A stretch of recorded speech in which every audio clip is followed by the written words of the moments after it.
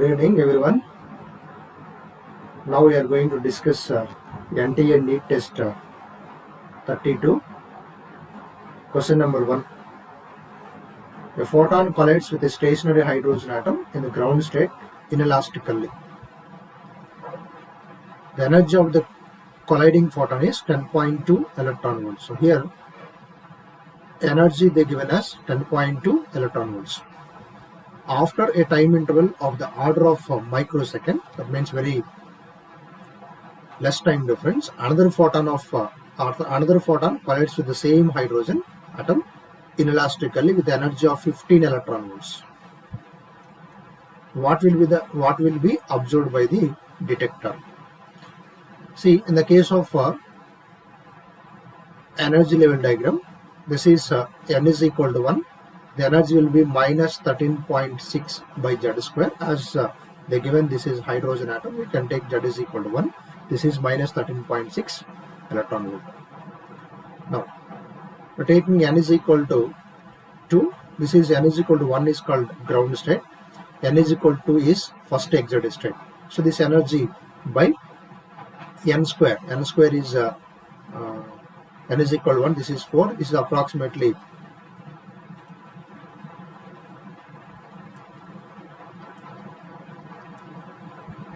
3.5 electron, 3.15 electron. So the energy difference between these two will be 10 power of 2 electron volts. That means when a photon collides with this energy, then what happens in the atom? So atom will goes to the excited state because of absorbing this much of energy, and while coming back, it emits energy of 10.2 electron volts.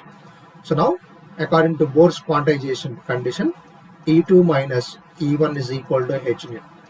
So when photon is colliding with hydrogen atom, which is in the ground state, so by absorbing this energy, will goes to the higher energy state. After lifetime completed, it will comes down by emitting a photon of energy 10.2 electron volt. The energy difference between these two. Now in the first case, what happened? The photon of energy 10.2 electron volt will emit. So one photon of energy of 10.2 electron volts will emit. Next, after interval, what happened? 15 electron volt of energy. That means here energy is nothing but minus 13.6 electron volts by n square. So here if you are taking plus, this is called binding energy to remove the electron. So this much of energy we need to supply. But here they supplied 15 electron volts, which means what happened? After this, the electron will detect, or electron is removed from the atom. So then what happened? So with the remaining energy, that means minus 13.6 will be equal to 1.4 electron volts.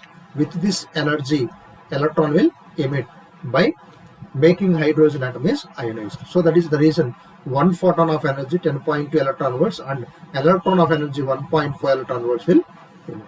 So here one photon of energy 10.2 electron volts and another photon of energy 1.4. So here there is no chance of getting this photon. So according to Bohr's quantization condition, when an atom is jumped from higher energy state to lower energy state, it emits energy which is integral multiple of photons of energy, But here what is happening? So it is getting ionized because of which is greater than this binding energy of the hydrogen atom 13.6.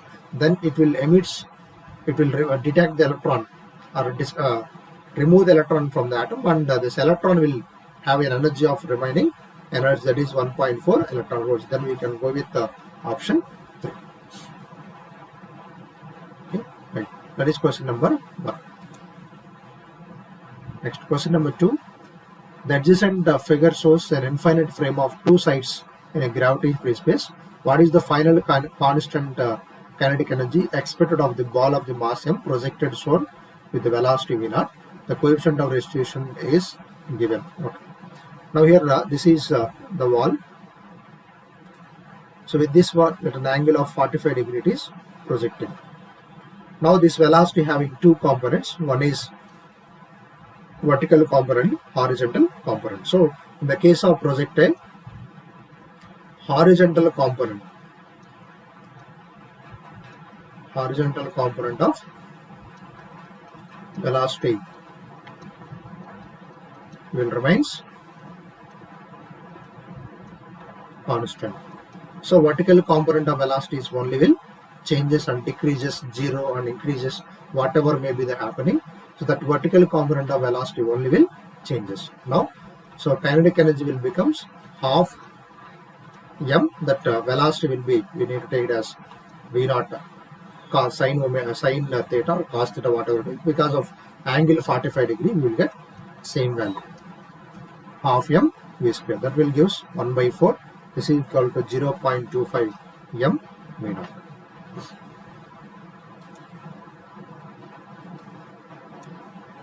Right. Particle A makes a perfectly elastic collision with another stationary particle B. They fly apart in opposite directions with equal velocities. So with equal velocities, the masses ratio. Now here we can take a mass of m1. A is moving with velocity u1. It is colliding. This is body A. This is body B, which is at rest, which means u2 is equal to 0. This is having mass m2. Now after that, after collision, what happened? These two, one is moving with velocity v in this direction, another is moving with velocity v in opposite direction with equal velocities. Velocities are same. Then we can take whatever may be the collision, momentum is always conserved. So from we can write m1 u1, this is m2 u2 is equal to 0, which will be equal to m1 plus m2 into v. That is equation number 1. The second case, kinetic energy is also conserved. So now in the case of this, because this is perfectly elastic collision. In perfectly elastic collision, both momentum and kinetic energy both are conserved. So half m u1 square is equal to half m1 v square plus half m2 v square. Now we can, v is common, half m1 plus m2 into v square. From this you can get the value of v.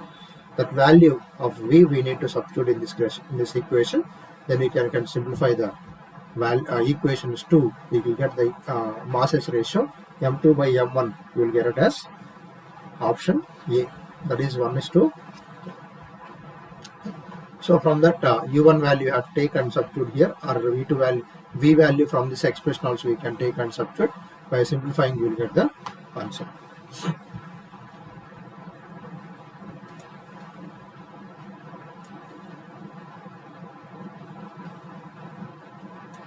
Right. 3 balls are dropped from top of a building with equal velocities, equal speeds, but at different angles. Ball strikes the ground with the velocities v1, v2 and v3 respectively. Then what happens? So now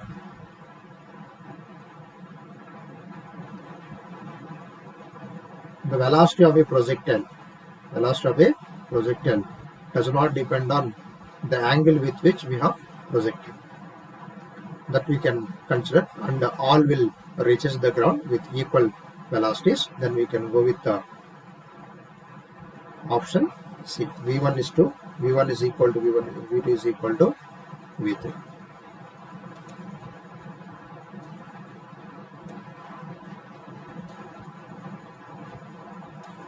The particle is moving in xy plane as shown in the figure.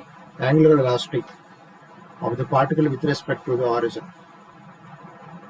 So here we can take, this is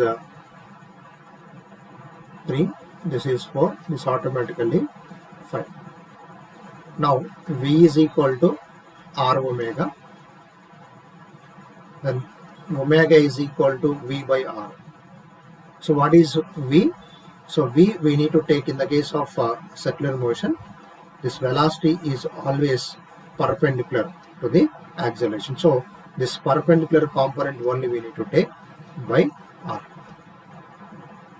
Now perpendicular component is nothing but v sin theta by r. What is velocity? Velocity here they given as 2 meters per second. That means 2 sin theta by r. R value is this one, this is 5. So from this we can write sin theta is equal to 4 by 5. Now this we can write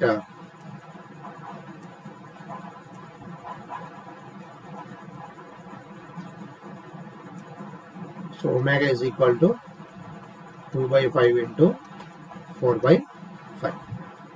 So this we will get 8 by 25 based on V is equal to V bar is equal to R bar omega bar cross R bar. So from this we can say this is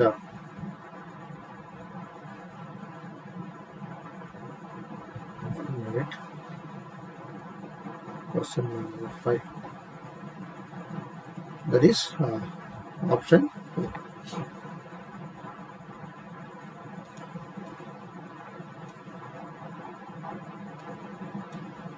A paramagnetic material has 10 power of 28 atoms per meter cube. It has magnetic susceptibility at temperature 350 Kelvin. Two temperatures are given, and this is paramagnetic material. So diamagnetic material susceptibility is independent on temperature, whereas for paramagnetic material, according to Curie's law, so magnetic susceptibility is proportional to 1 by temperature, or reciprocal of the temperature. So lambda 1 by lambda 2, or we can take it as J1 by J2 is equal to T2 by T1. That is formula based question. We can calculate. You will get option C.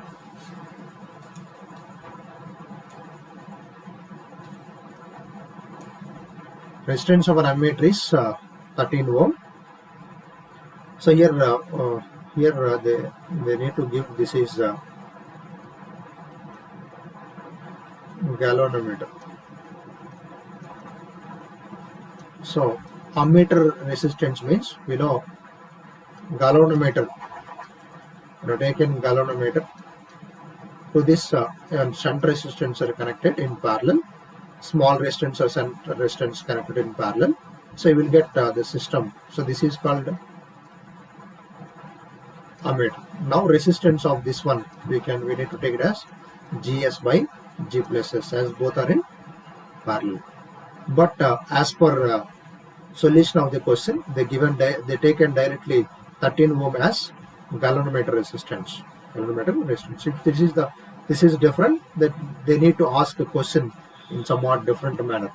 But as per the solution of this question, we can go with this is resistance of the galvanometer. Okay, right, and it's a scale gradient from current 100 milli, 100 ampere. Now, after an additional shunt has been connected to this ammeter, it becomes possible to measure current. This is old current, this is new current. Well, it's the value of shunt resistance. Shunt resistance formula S is equal to G by I by Ig minus 1, or S is equal to G by N minus 1. N is called number of times the range of the ammeter is increased. Then so here if you are considering this is another ammeter and this is another ammeter, like that the given means we are not. But clearly as per the syllabus, clearly for galvanometer, when you are connected shunt resistance or small resistance in parallel, you will get ammeter. So like that we can understand this. Now I by Ig, that is old current by new current by old current. So G value we can take it as 13. So I value is new current, that is 750, by old current is 100 minus 1. From that we can get shunt resistance as 2 ohm.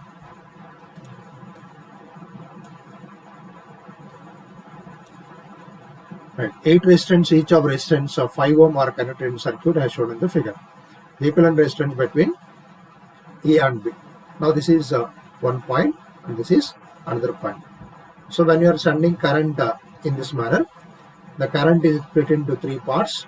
This is I1, this is I2, and this is I3.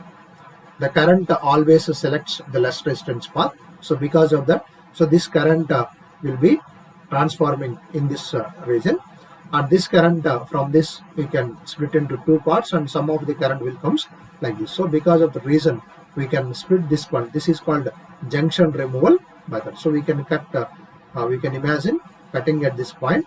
Now this two current I2 will fall.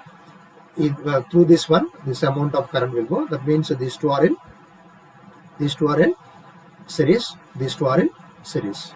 Now we can read on this equation like this, circuit diagram.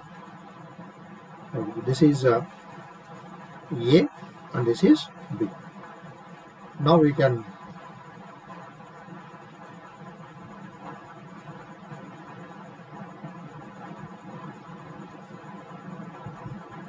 one, two, three, one. Okay, right. Across these two resistance, we can give like this.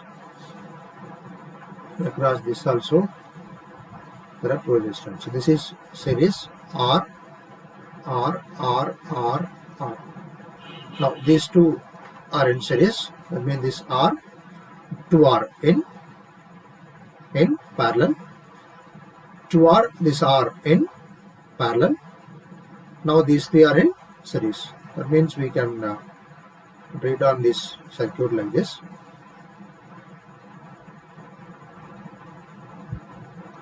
This is A, this is B.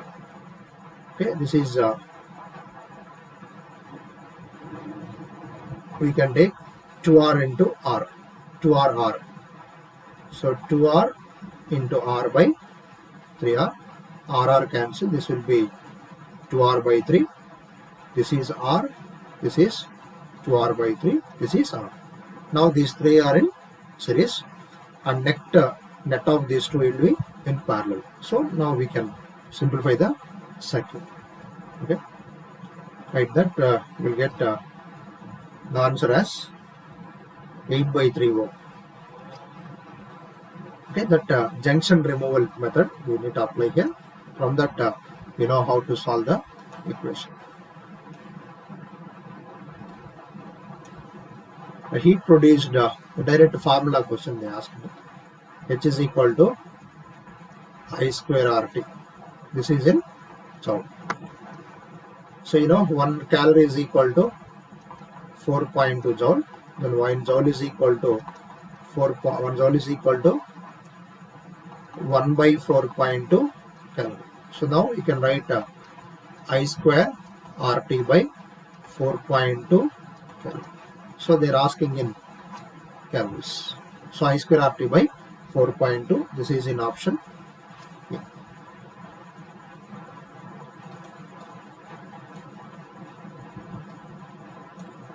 Right. So if all meters are ideal and reading of voltmeter 3 is 6 volts, power supplied by the voltage sources. So ideal meter means, so ammeter should be connected in series to measure the current. It has zero resistance. So voltmeter should be connected in parallel. And so voltmeter 3 is 6 volt. That means the potential difference across this one is 6 volt, which means at this point also 6 volts. These 2 points are also at 6 volts. Now, as potential difference we know, resistance we know, according to Ohm's law. So V is equal to IR. That implies I is equal to V by R. That means here, so 6 by R value is 20. So this is current passing through this one. And so through this current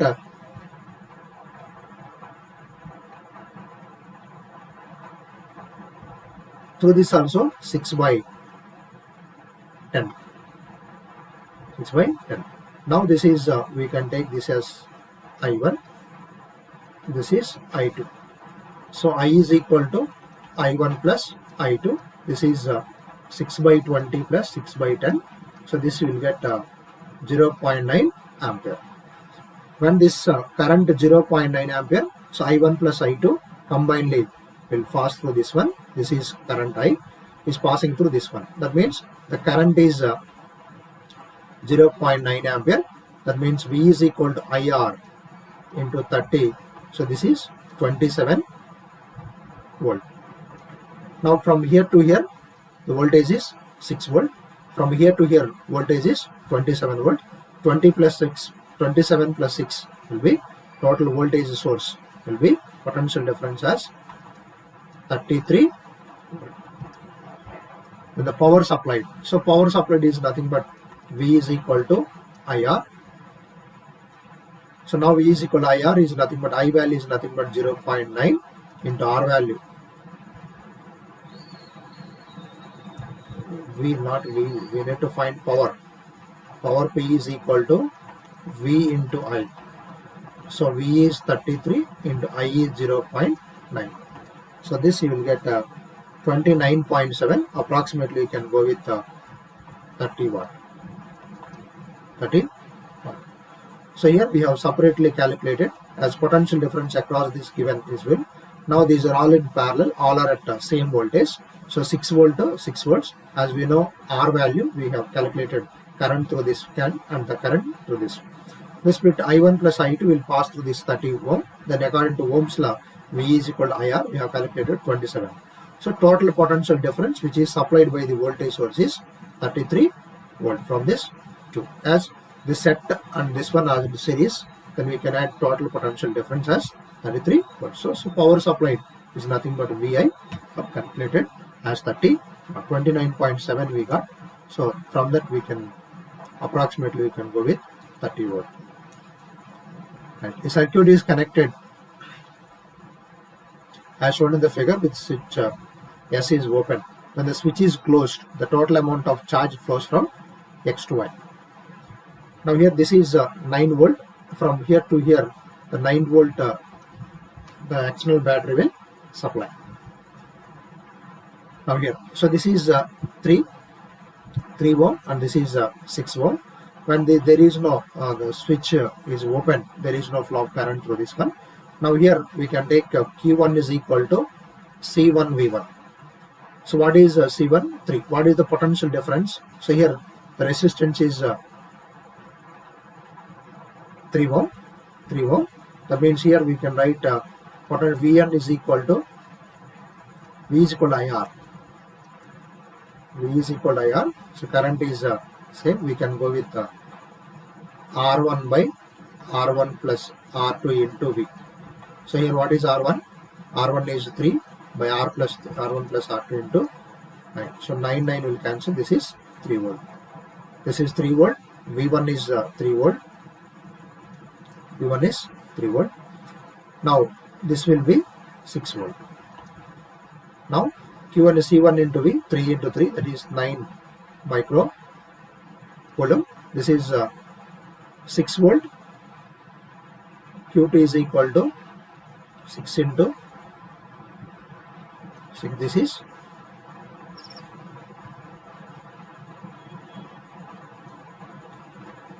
36 microfarad. Now initially this is minus Q and this is plus Q. Now on this plate the charge is 9 microfarad.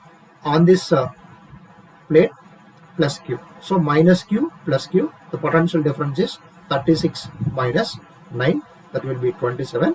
So when it is connected in this path, so that 27 volt will pass through this circuit. That is in option B. When switch is closed, the current will pass through this one. The current will be I is equal to V by R. So from that we can calculate current as 1 ampere.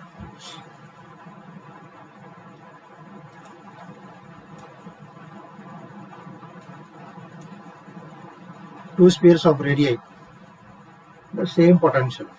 Potential is same. Sigma 1, sigma 2 surface charge densities on the kind of the ratio. You know, so V1 is equal to V2. So V1 is sigma 1 R1 by epsilon naught is equal to sigma 2 R2 by epsilon naught. So sigma 1 by sigma 2 is equal to R2 by R1. Potential is same. That will be equal to 3 by R2 is 3. This is 2. 3 by 2 option C.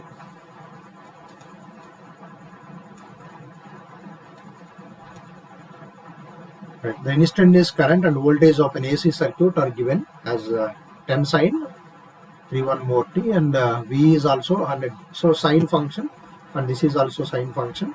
So phase difference between them is 0 degree. Power displayed is nothing but Vrms Irms into cos pi. Now here cos pi 0, that is 1. So Vrms is nothing but, so V0 by root 2. This is V0 by root 2. This is I0 by root 2. Now P is equal to V0 I0 by 2. What is V0? Peak value 100. This is peak value is 10 by 2. 1000 by 2, that is equal to 500.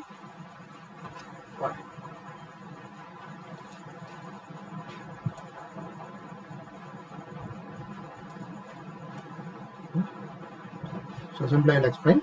So this is a charged conductor. So this is a ball. So both are having same type of charges. Then what happened? So there is a repulsive force between these two. So because of that repulsive force, F is equal to Q into E. That is Q into sigma by epsilon naught. Okay. So this is the force acting on this. Now here this is tension in the string is acting direction. This we can resolve into two components. If this is theta, this alternate angle is theta. This will be t cos theta, and this is t sin theta. The weight of the body is this one. Now t cos theta we can balancing with mg, whereas t sin theta is balancing F. That is equation number 2. Now 2 by 1 will give sin by cos tan theta is equal to F by mg. Then the tangent of the angle. So tangent of the angle is nothing but F by mg. That means F is equal to Q sigma by epsilon naught. So from that we can go with Q sigma by m into epsilon naught. This is option D.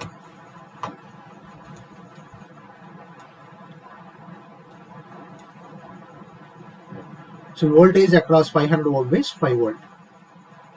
This is voltage across 500 volt is 5 volt across this. Then the value of R2 is.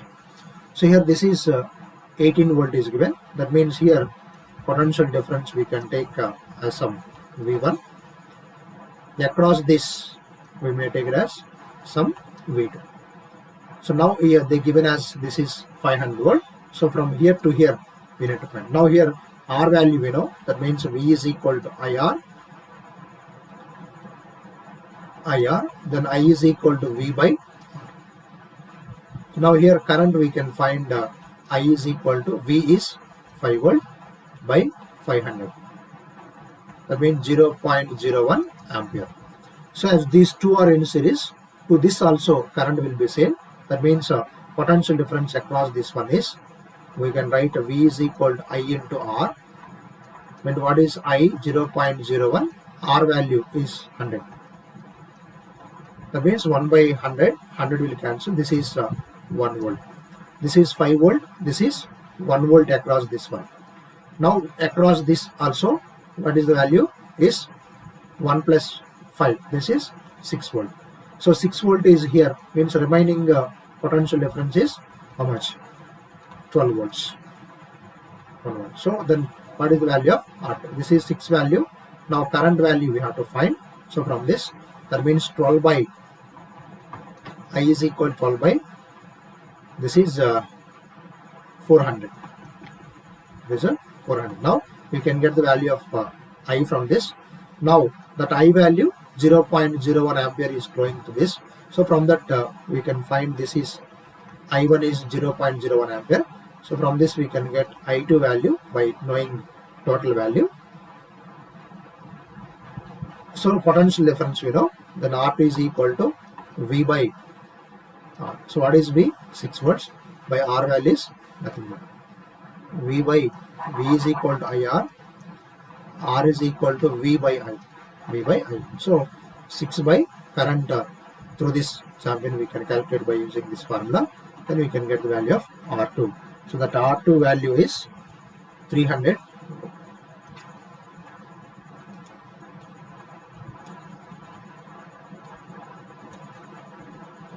Right, infinite conducting sheet has surface charge in sigma. The distance between the 2 points are potential difference. Because of this charged sheet, there is an electric field. So what is the electric field? Electric field is equal to sigma by 2 epsilon naught. This is because of infinite conducting sheet. For non-conducting sheet, you will get sigma by epsilon naught. Conducting sheet, sigma by 2 epsilon naught. Now potential difference and electric field we have relation E is equal to minus dV by dr. Now, so V A minus VB is equal to minus into over where A is at higher potential, higher to lower potential into E into dr. Now from here to here we can get dr value is nothing but R. Okay, so VB minus, so E into R, that means sigma by 2 epsilon naught into R. That is in option. So sigma R by epsilon naught in the case of non-conducting sheet. That difference we have to.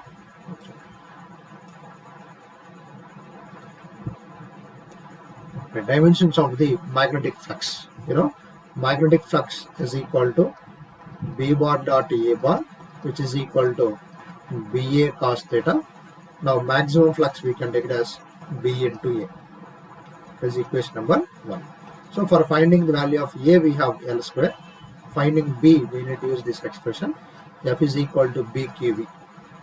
So B is equal to F by Q into V. F is ML T power minus 2 A into T into velocity LT power of minus 1. So this B expression we have to express this. Then you will get dimension formula is the option.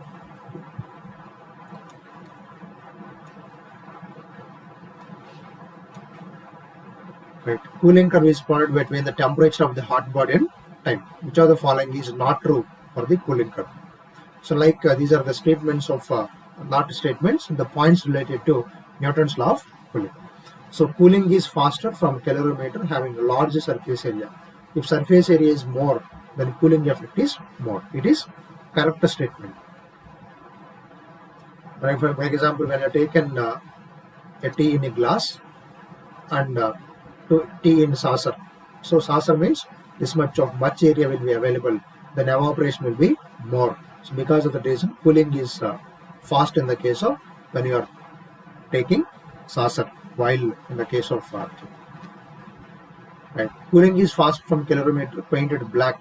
So good emitter is also good observer is also good emitter. Then because of that we can take this is also correct statement. Cooling is faster from a copper calorimeter than steel. So that means when you're using good thermal conductor, it will be more effective cooling will be present. So that means heat is transferred from system to the surrounding. The rate of cooling remains the same throughout the experiment. No. The rate of cooling is so dq by dt or minus dq by dt is proportional to T1 minus T2 change in temperature. So if the change in temperature is more, the rate of cooling will be more. If change in temperature is slowly decreasing, then what happens? The rate of cooling will decrease. So if that is the case, so this is correct option. That means wrong statement. So they are asking which of the following is not true. So then we need to go with option D.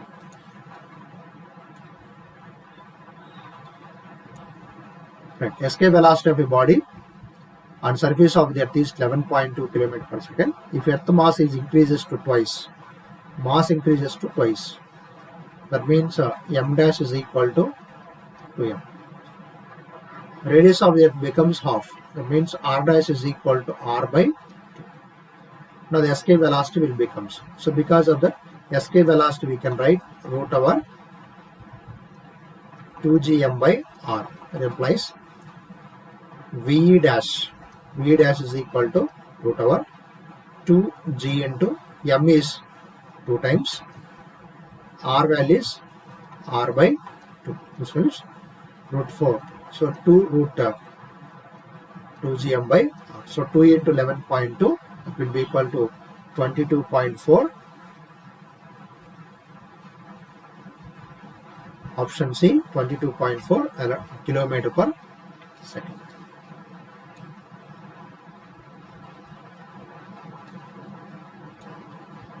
An rod of length 50 centimeters joined at one end of the aluminum rod.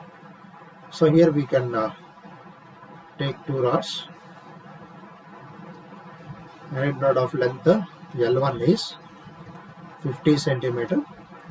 Aluminum, this is iron. This is aluminum. This is L2 of 100 centimeter. The coefficient of linear expansions are given. This is alpha 1, this is alpha 2. The average coefficient of expansion of the composite slab. So this is for average alpha value. We have direct expression for this alpha. We can go with that expression.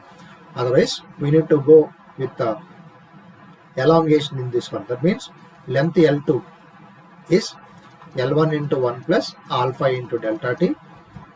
L2, we in the case of iron, in the case of steel, we have to take. This is also L1 into 1 plus alpha into delta t. After calculated this L1 and L2 values, we need to go with alpha is equal to L2 minus L1 by L1 into, by using this expression, we can calculate the value of composite average coefficient of expansion of the composite system. You can go with option C. Okay, direct formula you have, that also we can use, and L2 values we have to finding, and then we need to find the value of alpha. Okay, the coefficient of thermal conductivity of copper is 9 times that of steel. So coefficient of thermal conductivity of copper is 9 times coefficient of in steel. In the composite cylindrical bar shown in the figure, what will be the temperature at the junction? So here we need to take temperature T0. So as they are connected like this, so heat flow will be remains same. That means dq by dt in copper will be equal to dq by dt in steel. Like that we can take. Now what is dq by dt? Is nothing but Ka T1 minus T2 by L1. T is also there, time, K or K1 A1. So this is K2 A2 into T1 minus T2 into T by L2. So as L1 value, L2 values are given. So this is T1 value, we need to take 100. For this rod, we can apply T0, this one. Now here from this equation we can write, so K into A will be same, K1 A, so T1, that is we can take it as 100 minus T0 by L1 is 18 centimeter, we can general expression we can take like this. This is K2 into A will be same, so this is high temperature to low temperature, then we can write T0 minus 0 into T by, so here also TT will cancel later, then remove T. Now L2. So in this expression we can substitute the values. Otherwise direct formula we have, so T0 is equal to K1 L2 T1 plus K2 L1 T2 by K1 L2 plus K2 L1. So this is direct formula we have. So from this only we will get that formula by simplifying that equation. So now we can use this direct expression for calculating the value of junction temperature, that is 75 degree centigrade.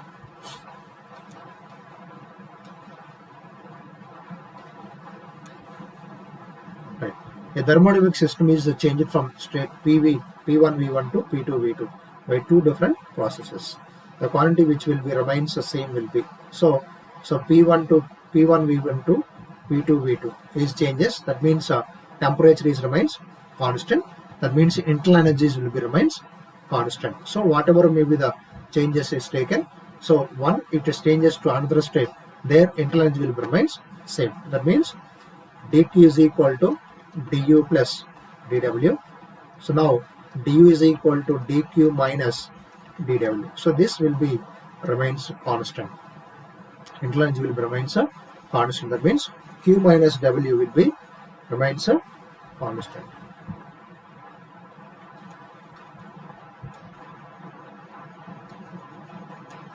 Next, a current I flows along the length of the infinitely long straight thin walled pipe. Then what happened? In the case of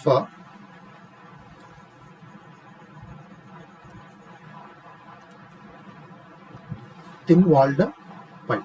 So now in the case of wire in the form of cylinder,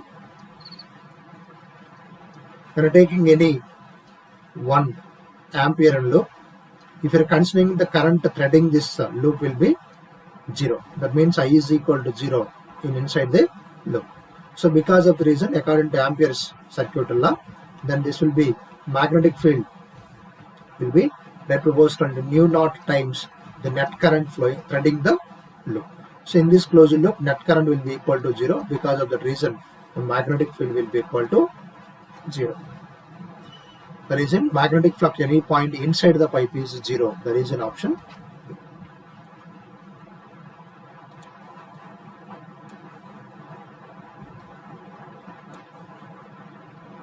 Right. A conduction rod of 1 meter length, 1 kg mass is suspended by two vertical wires through its ends. An external magnetic field of 2 Tesla is applied normal to the rod. Now the current to be passed to the rod so as to make the tension in the wires is 0. So here we can take the situation. This is a rod. So this is one wire and this is another wire. So this is tension. This is also tension. This is 1 meter length of mass 1 kg. That means mg is acting downwards. Suspended with two vertical wires through its ends. An external magnetic field of 2 Tesla. Now magnetic field is perpendicular to length of the conductor. Now the current to be passed through the rod so as to make the tension in the wires is 0. So that means initially these threads are used to balance the weight of the rod. But when we are sending this current through the wire, so current carrying conductor is placed in a magnetic field will experience a force that is called Bill sin theta. So F is equal to BIL sin theta. BIL sin theta. So now if the force experienced by the current carrying conductor is in this direction, that means this is balancing the weight of the rod, then there is no need of tension in the wire. So to make this tension in the tension will be equal to 0, then the force has to be acting in this direction. That means this force experienced by the current carrying conductor is balancing the weight of the body. Then we can say tension in the string will be equal to 0. That is the condition is, so BIL is equal to mg. That means I is equal to mg by BL. So m value they given as 1 kg, g value 10 we know, magnetic field is 2 Tesla and length is 1 meter. This is 1 kg, 10, 2 Tesla, 1. This is 5 ampere. There is an option.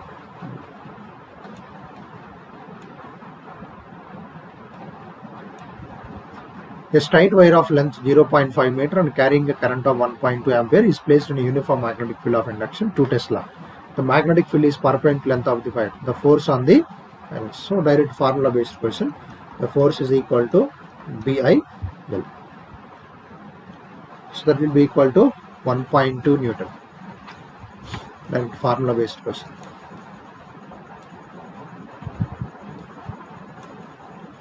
The minimum force required to move a body up an inclined plane is 3 times the minimum force required to prevent it from the sliding down on the plane.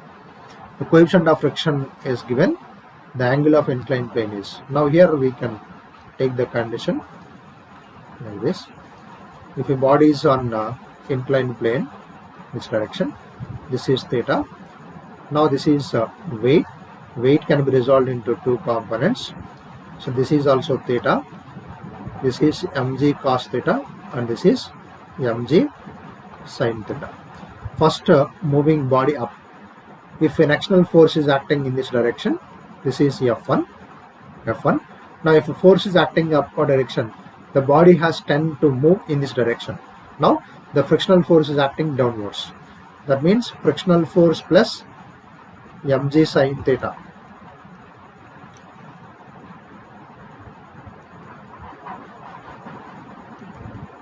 Okay. So this F1 will be to remain stationary like this. If the force is getting by simplifying this equation, this is mg sin theta plus this one, that we can write F1 is equal to mg into sin theta plus nu cos theta. In the second case, mg into sin theta minus nu k cos theta. Now they given as F1 is equal to 3F2. By substituting these equations, we can calculate the value of coefficient of friction. So that from that we can get the value of friction as the value of theta, inclined angle of inclination as 30 degree. Okay, that condition F1 is equal to 3F2 is given in the question itself. Radioactive sample S1 having activity A1 has twice the number of nuclei as the another. S1 having activity A1 has twice the number of nuclei as the other sample S2 of activity A2. If A2 is equal to N, the ratio of half-life of S1 to the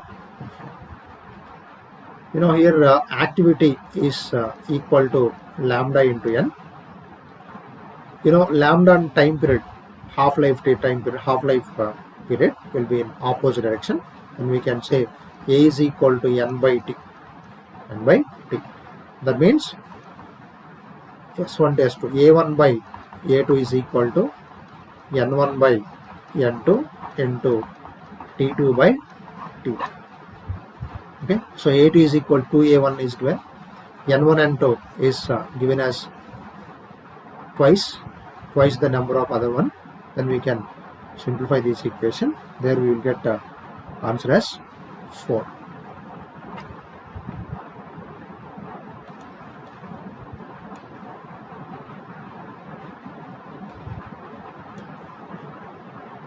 The half-life radioactive substance is 4 days. The probability that nucleus will decay in 2 half-lives. Number of atoms undecayed is N is equal to N naught into 1 by 2 whole to the power of N. N is nothing but half-lives. Then we can say N naught 1 by N naught by 4.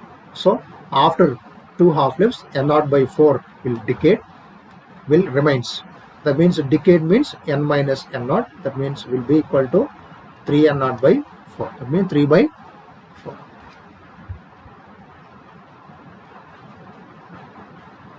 So this is remaining. This is a decayed.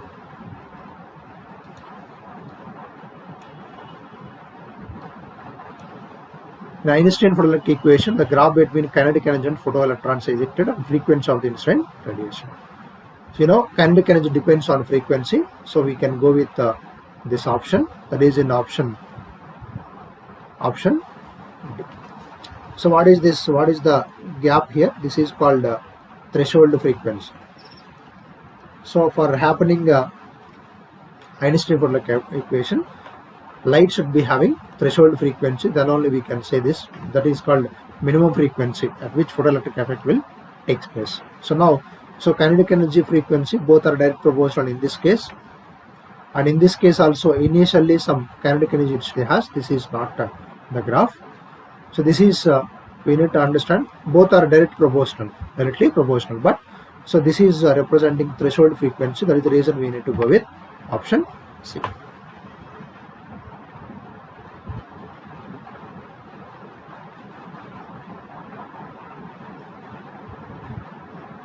Okay, right. A spherical ball of radius 1 centimeter, density is given, dropped gently and containing viscous. The distance moved by the ball and tension.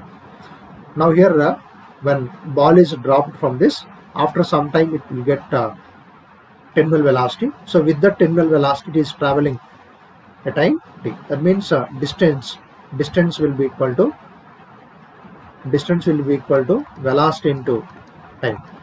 Now this is called terminal velocity. We have to calculate time they given. So from this equation we can calculate the value of distance. For that we need to calculate the terminal velocity. So terminal velocity, for finding terminal velocity we have thrust force is acting upwards, viscous force is acting upwards, weight of the body is acting downwards. So now U plus F is equal to W. This condition we need to apply, then we can get the expression for terminal velocity, that is 2 by 9 r square by eta into sigma minus rho into g. This is the expression for terminal velocity. So from this we can calculate by substituting all the values are given. By substituting this we will get terminal velocity V2 is equal to 40 by 9 meter per second. Now this value we need to substitute here. We will get the value of distance traveled by the one, that is in option D, 4 by 9 meter down. It is getting constant velocity and moving some distance in downward direction. Okay. A ray of light from liquid is incident on this one. Now here we need to apply stencil at these 2 points. The ray is incidenting and refracting inside and again incidenting on the second surface. Now it is going in this manner. Now these two are in the same medium. That means this is liquid medium and this is air medium is given. But even though these two are looking like this, what they given? The ray suffers zero deviation. That means if the rays are looking like this, then we can say there is no zero. That means those two will be parallel to each other. That is the meaning of this one. That means refractive index of this liquid should be equal to refractive index of this liquid. Then only we can say both are traveling in parallel direction with zero deviation. So here we need to apply Snell's law, and here also we need to apply Snell's law. From that we can calculate the value of angle of incidence I as 45 degree. That is in option A. So simple application of Snell's law.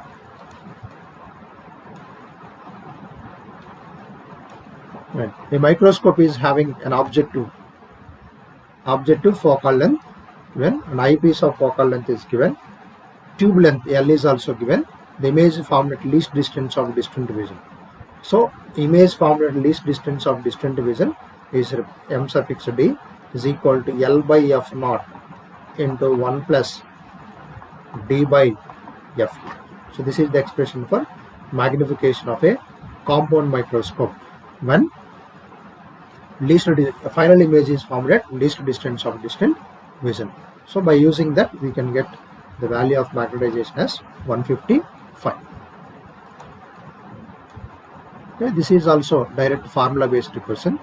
So disk, when you take in half part of the disk, so this is center of mass is at distance of root 2 4r by 3 pi.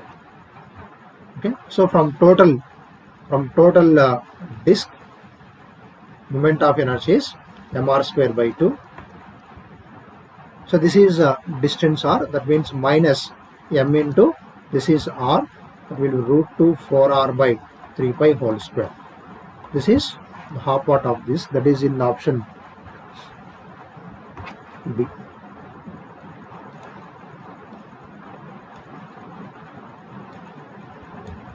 Radius of wheel r and its radius of gyration about an axis. The ratio of translational to rotational kinetic energy to translational kinetic energy. Now rotational kinetic energy is half I omega square by translational kinetic energy half m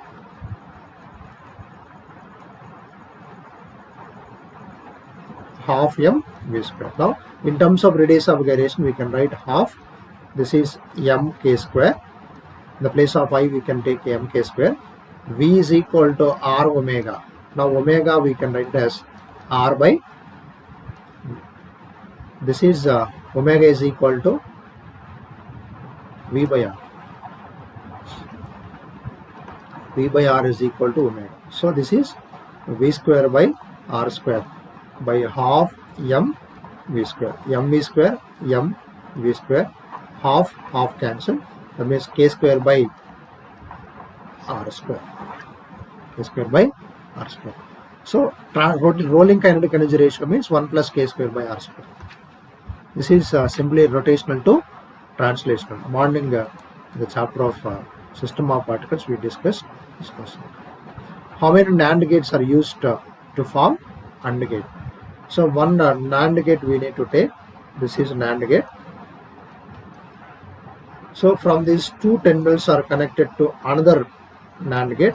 When two terminals are connected, this is acting as a NOT gate. This is acting as a NOT gate. So NAND gate is applying a two terminals are connected to one diode is acting as a NOT gate. Then you will get a AND gate. So by using two diodes, we can get this expression. That is in option B.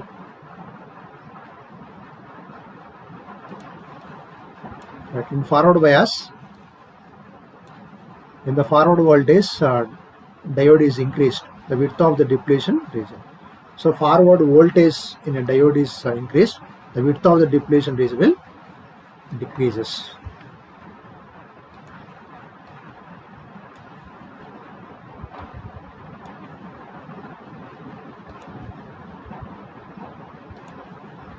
Right. For the same rising temperature of 1 mole of a gas at constant volume, the heat required for non-linear triatomic gas k times that required to monatomic gas. The value of k is, for the same rising temperature, 1 mole of a gas at constant volume, the heat required for non-uniform triatomic gas. So Cv is equal to 3R for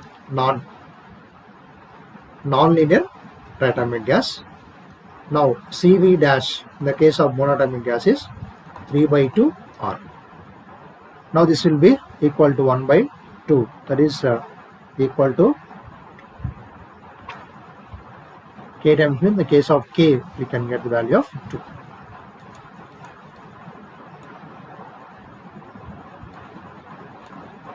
In a single slit pattern, the distance between first minimum on the left and the first minimum on the right. So here we can go with this is single slit. Distance is A. Now here there is a central maximum formed like this. Now this is theta and this is also theta. This is beta. This is capital D. So theta is equal to beta. That means 2 theta. 2 theta is nothing but width of the central maximum. The screen with which the wavelength is given. So slit width. So for finding slit width, we can take total width is 2 theta is equal to 2 lambda by d small d into capital D. This is angular width of the means 2 lambda by d. Width, linear width will be 2 lambda capital D by d. So by using any one of the equation, we can calculate the value of slit width. Slit width is DRA. So in the place of double slit experiment, distance between the slit is we can take it as D. So here single slit width we are taken as A. So that based on your convenience, we can consider that A or D. There is no issue.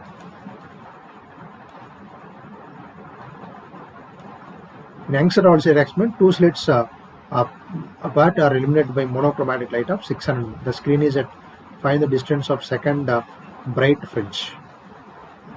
You know, 2D sin theta is equal to L lambda is the condition for maximum. Now sin theta is nothing but no need of 2 d sin theta is equal to n lambda. So from here d into y by d is equal to n lambda, then y is equal to n lambda capital D by d. So distance of second bright means y2, n is equal to 2. So by substituting that values, you will get distance as 6 mm.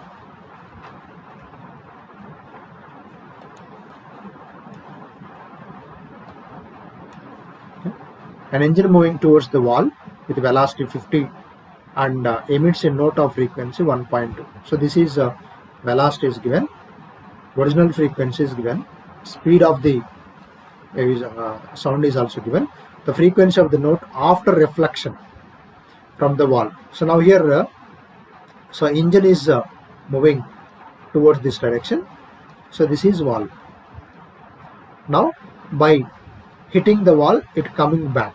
That means it is, we can take it as towards condition. Towards a condition. Here, as we discussed, apparent frequency is equal to V plus or minus V naught by V minus or plus Vs into original frequency. So here, as towards means upper sign, so V plus V naught by V minus Vs. So here, what is the source? We can take it as V minus Vs into V naught. So velocity of sound is given, that is 300. Velocity of observer, we can take this is the driver of the engine. We can take it as velocity of the observer with what it is going towards, like that we need to consider. So original frequency is also given. So by substituting the values, we will get it as 1.6 kilohertz.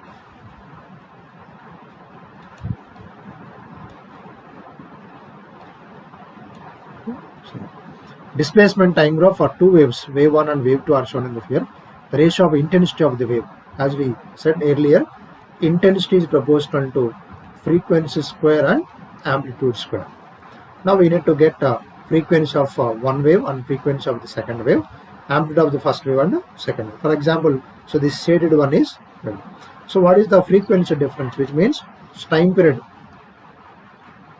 This is time taken to complete one vibration. This is called time period.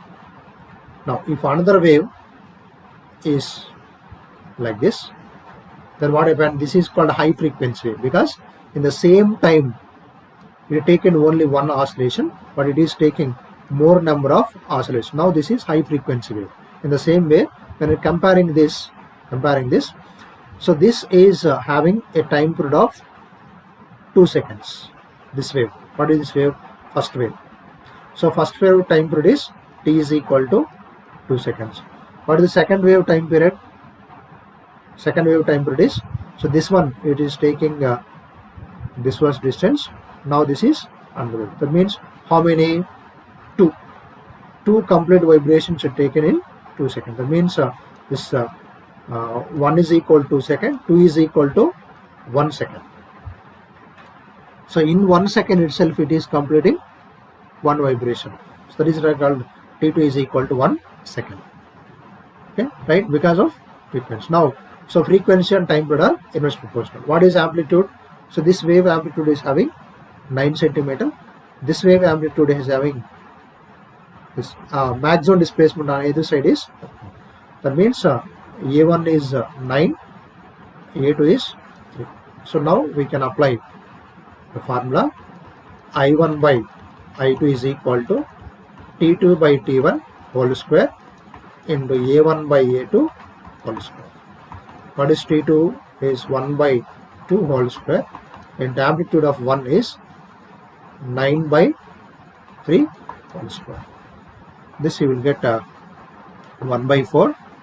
This is 3 square, 9. That means 9 is to 4.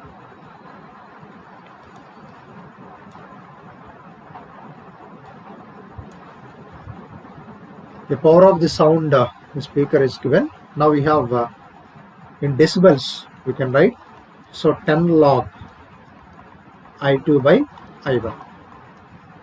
Now in the first case we need to apply 10 volt. In the next case we need to apply 400 watt. So from that we can calculate increase in decibels, that you will get it as 16 decibels. Okay, so direct formula based question we can go with. Okay, this now. So this is tension in the string, so acting 20 newtons acting downwards.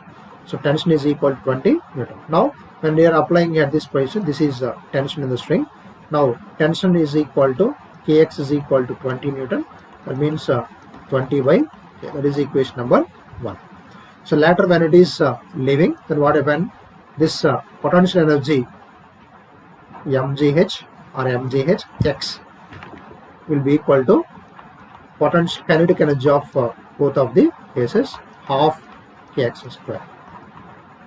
This is the condition we need to apply for getting the value of velocity. That velocity we will get as 2√2 meter per second. Okay, this is the mathematical relation based question. Equilibrium separation is equal to minus du by dr, where external force is equal to 0. This is positive. That means a positive potential energy will give unstable equilibrium. That means U is equal to minus mb stable equilibrium plus mb unstable equilibrium. So that you will get at point B. That is in option B. Mathematically we can identify that question. At long spring stretched by x, potential energy is U. So U is equal to half k x square. Next became nx. So this is U1. U2 is equal to half k into nx whole square. That means n square into half k x square. This will be equal to n square into. So this is about NTN NEET test 32. Okay, thank you all.